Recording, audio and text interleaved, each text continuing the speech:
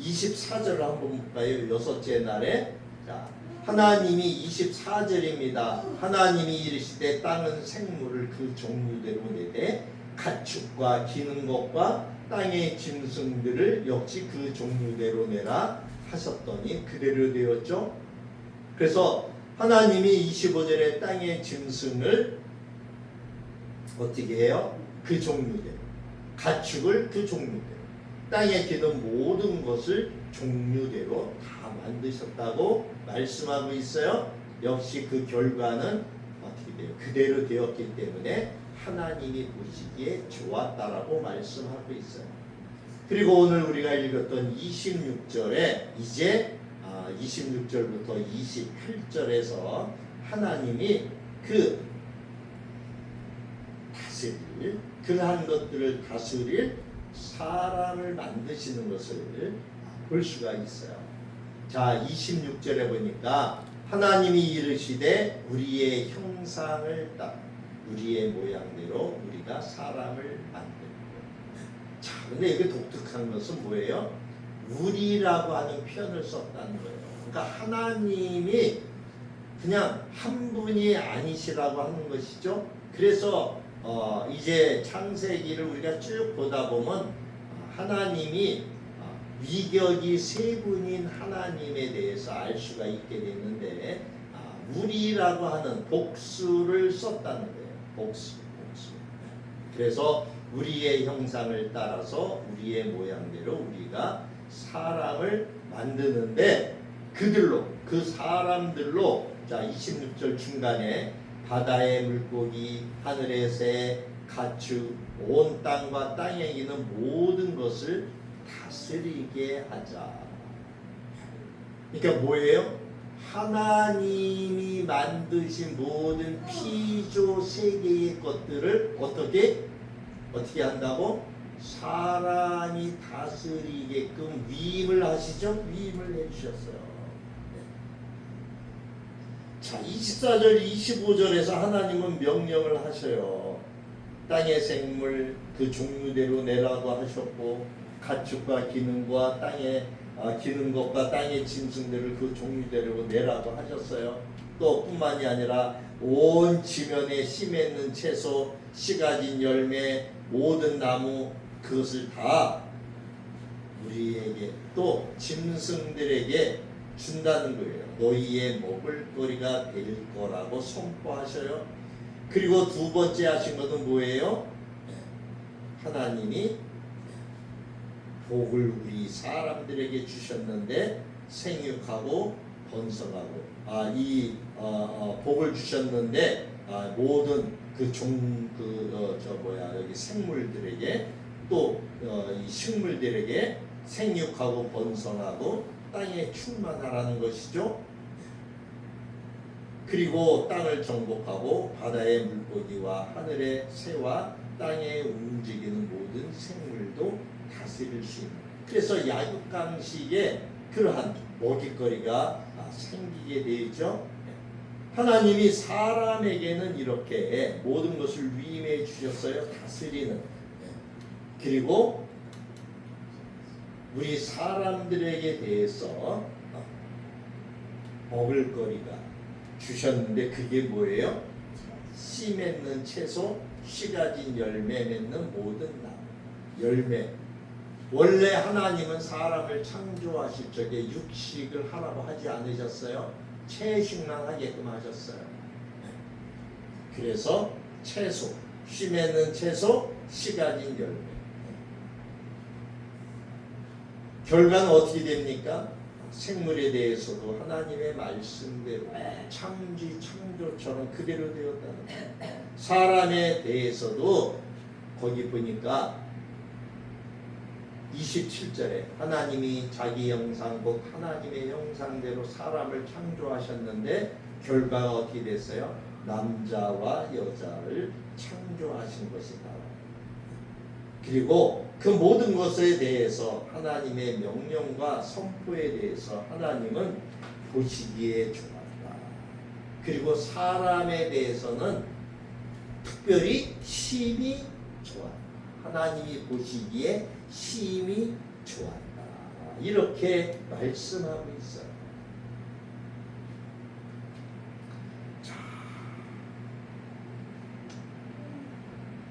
창조의 그 마지막 표현, 심히 좋았다. 특히 사람한테 그 얘기를 하셨죠. 그 이유는 뭐예요? 창조의 완성과 창조의 목적이 누구 때문에 그렇게 다 창조를 하셨어요? 사람 때문에. 그래서 사람 때문에 그렇게 창조를 하셔가지고 그 사람에게 위임하심을 모든 창조의 핵심인 사람을 창조하신 겁니다. 우리가 창조의 핵심인 사람을 창조하신 그 하나님의 창조의 구성과 방법은 동물과 식물들과는 달랐다는 것이죠. 그래서 자 27절로 가볼까요? 28절로 하나님이 그들에게 복을 주시며 하나님이 그들에게 이르시되 생육하고 번성하여 땅에 충만하라. 땅을 정복하라. 바다의 물고기와 하늘의 새와 땅에 움직이는 모든 생물을 다스리라. 하나님이 그렇게 하셨죠? 네, 다스리라고 하셨어요. 자, 2장 7절로 가봅니다. 자, 1장 넘어가서 2장 7절에 보니까 여호와 하나님이 땅의 흙으로 사람을 지으시고 생기를 그 코에 불어넣으시니 사람이 생명이 되니라. 자, 생명이 되었다. 하나님의 형상대로 우리 1장 26절에서 28절에 보니까 하나님의 형상대로 사람을 창조하셨어요. 남자와 여자를 창조하셨고 땅에 그 흙과 생기를 가진 하나님의 생기를 가진 연합체로 만들었다는 거예요. 그리고 창조의 목적이 일반 피조물과는 달랐죠. 만물을 위해서 사람을 만드셨다는 거예요. 그래서 하나님은 사람을 위하여 모든 피조 세계를 만드셨다는 것을 우리가 알 수 있다고 그랬죠. 그리고 사람에게만 충만하고 정복하고 다스리는 복을 주셨죠. 그래서 그 이후로 이 지구촌에 얼마나 많은 사람들이 충만하게 퍼져나갑니다. 그리고 땅을 정복해서 짐승과 모든 식물들을 경작하게 되고 또 하나님이 복을 주셔서 어쨌든 다스림의 복을 주신 것을 알 수 있어요. 우리가 여기서 알 수 있는 것은 뭐예요? 하나님은 만물의 창조와 사람의 창조를 구분하셨다라고 하는 거예요. 그리고 분명한 것은 만물의 하나님의 명령과 선포대로 창조되었다라고 하는 것. 그리고 중요한 것은 뭐예요? 목적은 만물을 사람을 위해서 만드셨다. 우리는 그것을 알아야 합니다. 그래서 특별히 하나님이 천지 창조를 하실 때 사람을 지으실 때만 특별하게 만드셨다. 그것이 뭐였어요? 하나님의 형상을 따라 만드셨다는 것이죠. 하나님의 형상을 따라. 그리고 그렇게 만드신 후에 하나님의 권세를 위임하셨다. 하나님의 권세를 위임하셨다. 자, 두 번째로 갑니다. 자, 두 번째는 뭐예요? 하나님께서는 하나님 당신의 입에서 나온 선포로 창조하신 그 세계를 다스릴 영적 권위를 우리 인간에게 위임하셨다는 거예요.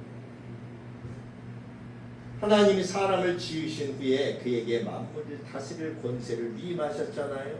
하나님의 명령 선포로 만들어진 만물 가운데 직접 그 이름을 붙인 것은 많지 않아요. 하나님이 직접 이름을 붙인 것은 우리가 앞에 1장에서 본 것처럼 낮과 밤, 하늘과 땅, 바다, 이것만 하나님이 이름을 붙여주셨어요. 그리고 나머지는 누구한테?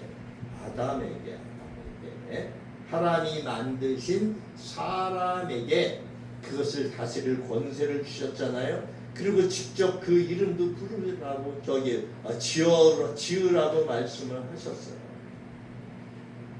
그래서 하나님이 사람을 만드신 후에 주신 것이 복을 주셨는데, 아까 말씀드린 대로 사람에게 주신 복의 내용은 이 땅에서 생육하고 번성하고 땅에 충만하고 그리고 땅을 정복하고 또 물고기, 새, 땅에 움직이는 모든 생물들을 다스리라고. 그래서 피조물들은, 이 피조 생물들은 사람을 보면 두려워하게끔 되어 있어요. 하나님이 사람에게 그 모든 것을 주셨기 때문에, 위임해 주셨기 때문에.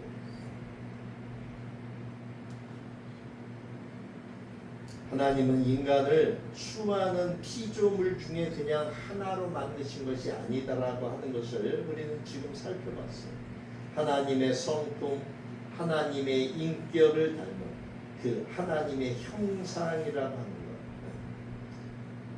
그래서 그 하나님의 형상으로 지었다라고 하는 것. 그리고 이 땅을 대리해서 다스리는 하나님의 대리 통치자로 세워주셨다는 거예요. 그래서 이 대리 통치자로 세워주신 것에 대한 말씀이 가장 잘 나오는 구절이 2장 19절 20절에 있는 말씀이에요. 그럼 19절 20절을 가볼까요? 창세기 2장 19절 20절을 보니까 19절에 여호와 하나님이 흙으로 각종 들짐승과 공중에 각종 새를 지으시고 아담이 무엇이라고 부르나 보시려고 그것들을 그에게로 아담에게로 이끌어 가시니 아담이 각 생물을 부르는 것이 곧 그 이름이 되었다. 이렇게 말씀하고 있어요. 자, 이 히브리 문화에서는 누군가의 이름을 짓는다라고 하는 것은 단순히 부르기 편하게 어떤 명찰을 다는 것이 아니에요. 이 유대인들, 히브리인들의 그 문화는 달라요. 우리가 생각하는 그러한 거와 아담이 동물의 이름 하나하나를 선포할 적마다 그것이 곧 공식적인 이름이 되었어요. 그래서 하나님은 아담이 선포하는 권세를 기뻐하셨어요. 그리고 그 통치권을 그대로 인정해 주셨어요. 그래서 19절 끝에 각 생물을 부르는 것이 곧 그 이름이 되었다. 하나님이 이렇게 인정해 주셨어요.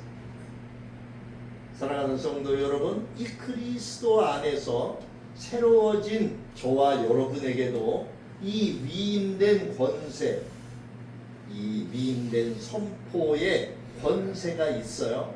세상을 향해서 또 문제들을 향해서 우리는 낙심하지 말고 우리는 하나님께서 세상을 향해서 선포하셔서 그것이 그대로 이루어진 것처럼 우리도 그렇게 선포를 해야 돼요. 왜?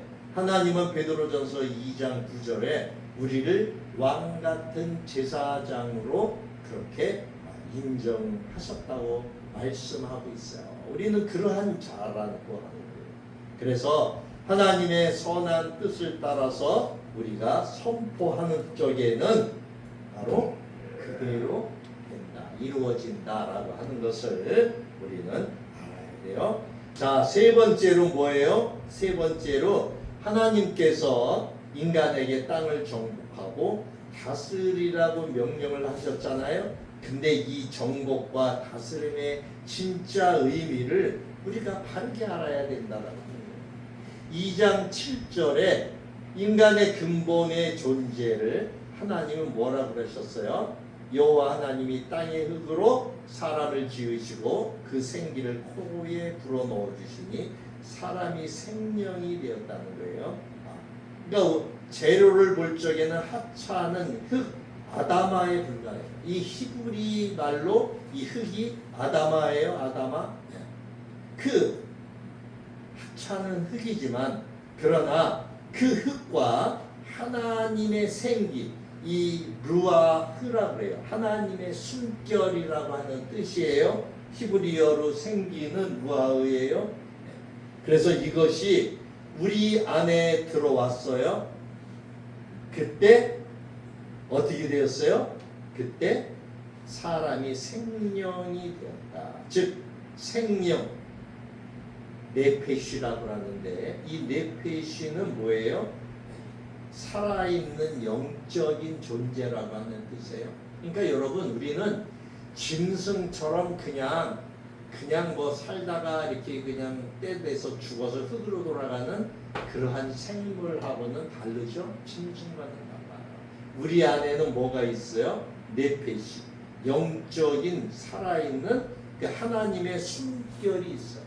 우리는 이걸 영이라고 하잖아요. 그러므로 창세기 1장 28절에서 땅을 정복하라, 이 정복하다시라고 하는 단어, 또 모든 생물을 다스려라 하는 다스림, 라다라고 하는 말, 이거는 어떤 독재자처럼 피조물을 파괴하고 착취하라 그러한 뜻이 아니에요. 다시 말하면 뭐예요? 하나님의 영적인 생명을 가지고 정복하고 다스리라고 하는 것이지, 그거를 보살피라고 하는 것이지, 그거를 어떤 독재자처럼 이렇게 파괴하고 착취하라고 하는 뜻이야. 이것을 신학적으로 문화 대사명이라고 이야기를 하는 거예요. 우리는 하나님의 숨결을 가진 그러한 거룩한 존재예요. 존귀한 존재예요. 창조주 하나님의 사랑과 공의의 성분,